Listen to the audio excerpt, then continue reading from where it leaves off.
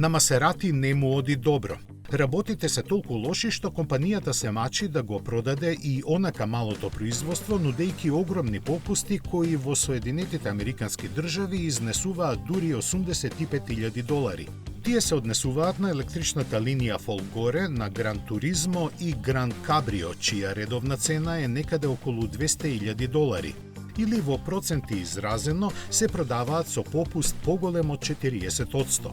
Пониска цена, но само за $40,000 следува и за попрактичниот Гракале. Јасно е дека купувачите на вакви возила не се подготвени да се откажат од емоциите и акустичната драма што ги создаваат бензинскиот погон, но мора да се признае и дека електричните верзии на моделите на Масерати не се на ниво на имиџот на марката, посебно по автономијата која изнесува помалку од 400 километри.